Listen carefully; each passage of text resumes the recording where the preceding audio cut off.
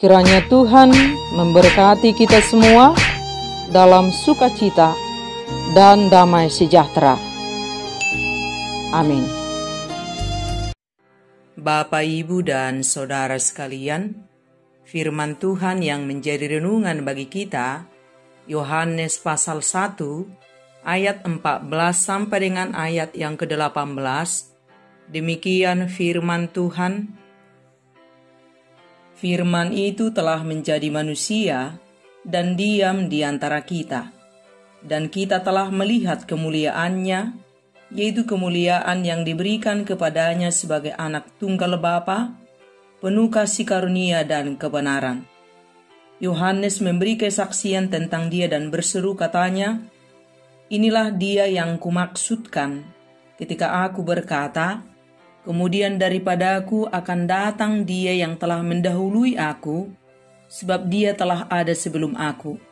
Karena dari kepenuhannya kita semua telah menerima kasih karunia demi kasih karunia, sebab hukum Taurat diberikan oleh Musa, tetapi kasih karunia dan kebenaran datang oleh Yesus Kristus. Tidak seorang pun yang pernah melihat Allah, tetapi anak tunggal Allah yang ada di pangkuan Bapa, dialah yang menyatakannya." Demikian firman Tuhan. Bapak, Ibu, dan Saudara sekalian, kita tahu bahwa dalam dunia yang sudah jatuh ini, tanpa Tuhan, kita tidak akan bisa apa-apa dan tidak akan menjadi apa-apa. Kita akan selalu jatuh ke dalam ketidakbenaran, dan kita akan jatuh pada hidup yang penuh dengan penderitaan. Dan inilah kasih karunia Allah kepada kita seluruh umat manusia atas ketidakberdayaan kita dalam kehidupan kita dalam dunia yang jatuh ini, yakni pada mulanya adalah firman. Firman itu bersama-sama dengan Allah, dan firman itu adalah Allah. Firman itu telah menjadi manusia dan diam di antara kita. Dalam teologi ini disebut inkarnasi, menjelma menjadi manusia. Allah turun tahta dan menjadi manusia untuk menyelamatkan umat manusia dari dosa. Kita yang seharusnya mati, tetapi menjadi hidup melalui kelahiran dan kematian Tuhan Yesus Kristus. Firman itu bukan lagi hanya disampaikan melalui perantaraan manusia, tetapi firman itu langsung turun ke dunia, ke hati manusia yang mau menerimanya.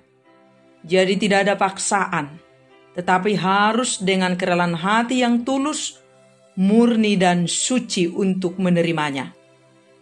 Dan ketidakmampuan akal pikiran manusia untuk mengurai firman menjadi manusia tidak akan pernah bisa membatalkan fakta bahwa firman itu telah menjadi manusia. Penolakan manusia terhadap realitas kebenaran itu tidak mempengaruhi kebenaran itu.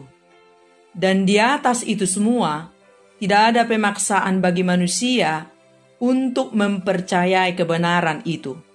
Semua diletakkan kepada keputusan manusia untuk percaya atau tidak, menolak atau menerima. Dan bagi yang percaya, yang menerima dan menghidupi firman, akan memperoleh kehidupan yang kekal. Yesus secara daging, ia anak manusia. Secara rohani, ia firman Tuhan, ia suci. Tidak ada dosa setitik pun. Dan barang siapa percaya kepadanya, memperoleh hidup yang kekal. Yesus Kristus adalah Allah yang menjadi manusia. Allah menyatakan kepenuhannya yang sempurna, sekaligus kepenuhan dari segala sesuatu di dalam diri Tuhan Yesus Kristus.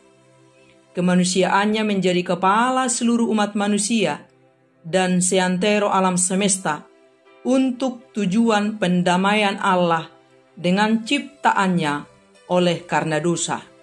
Dosa telah menjadikan kita musuh Allah, tetapi Allah sendiri memprakarsai pendamaian dirinya karena manusia tidak sanggup dan tidak dapat mendamaikan dirinya dengan Allah.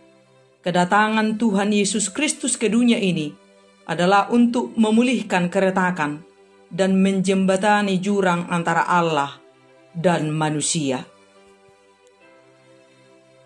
Allah menjadi manusia adalah keajaiban dalam sejarah yang terjadi hanya satu kali oleh pribadi yang ajaib pula, yaitu Tuhan Yesus Kristus. Allah menjadi manusia adalah kehendaknya atau inisiatif Allah sendiri.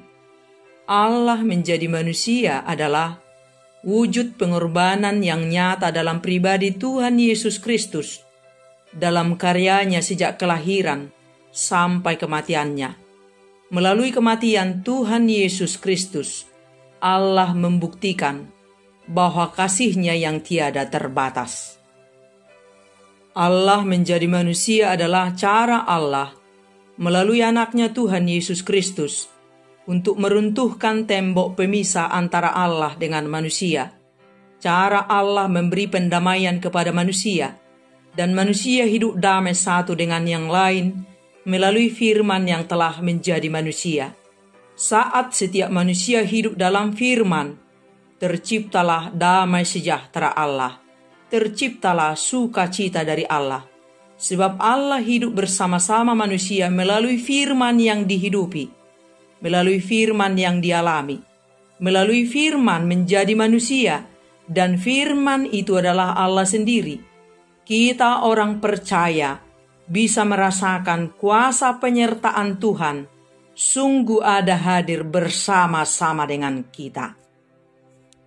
Allah menjelma menjadi manusia karena Dia peduli dengan kehidupan umat manusia ciptaannya. Allah yang mengambil kodrat manusia sama seperti kita kecuali dalam hal dosa, sebab Ia suci dan kudus. Allah ingin menunjukkan pada kita bahwa Allah itu Maha Kasih. Dia mau turun ke bumi, ingin turut merasakan suka duka yang dialami manusia dan bergaul dengan manusia.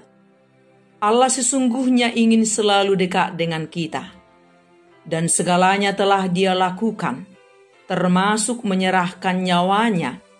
Tujuannya tidak lain tidak bukan supaya kita selalu dekat dengan Dia. Masihkah kita membuat jarak atau meninggalkannya dan hidup dalam ketidakbenaran? Dia telah memberi segalanya supaya kita hidup dalam kebahagiaan sejati, supaya kita sungguh-sungguh mengalami damai sejahtera Tuhan. Sebab di dalam dosa kita akan selalu menderita dan mati. Sebab di dalam dosa hidup kita akan selalu kacau. Sebab upah dosa adalah maut. Mari kita kembali kepada Tuhan. Mari kita kembali hidup di dalam firman Tuhan. Firman yang menghidupkan. Kebenaran Tuhan yang mengajar, menegur dan menuntun kita pada kehidupan yang sesungguhnya. Tanpa firman kita akan tersesat. Tanpa firman jiwa kita akan mati. Tanpa firman kita akan selalu jatuh ke dalam dosa. Mari kita jadikan firman Tuhan menjadi landasan hidup kita. Sebab di mana firman dihidupi, sebab di mana firman dialami, di sana kuasa dan penyertaan Tuhan sungguh nyata bekerja. Dan Tuhan sudah ada di tengah-tengah kita. Dialah roti hidup, dan firman-Nya lah roti kehidupan itu. Secara mata jasmani, kita tidak bisa melihatnya. Tetapi secara rohani kita mengalami kehadirannya. Kita mengalami pertolongannya. Kita mengalami sentuhan kasih-Nya setiap waktu. Napas yang kita punya adalah bagian dari diri Allah yang ada dalam diri kemanusiaan kita. Dan melalui doa kita, mari kita selalu bersekutu dengan Tuhan. Sesering mungkin bergumamlah kepada Tuhan, berbicaralah kepada Tuhan dalam kebenaran, dan firman-Nya yang kita hidupi menjadi petunjuk Tuhan dalam setiap perjalanan kehidupan kita, dan Roh Kudus ada selalu bersama kita, yang memberi hikmat dan kebenaran dari setiap perjalanan kehidupan kita di dunia ini. Natal adalah Allah turun tahta dan menjadi manusia supaya kita hidup dan mengalami kelimpahan hidup di dalam kebenaran Tuhan. Mari kita hidupi firman-Nya setiap waktu. Setiap hari kasih-Nya baru untuk kita. Anugerah pengampunan-Nya selalu baru setiap hari. Mari kita bergegas menerima Kristus hadir di hati kita setiap waktu. Kristus ada di tengah-tengah kita. Selagi masih ada waktu, mari kita berkomitmen selalu berjalan bersama Tuhan sampai titik perhentian kita dari dunia ini. Immanuel, Tuhan beserta kita. Amin.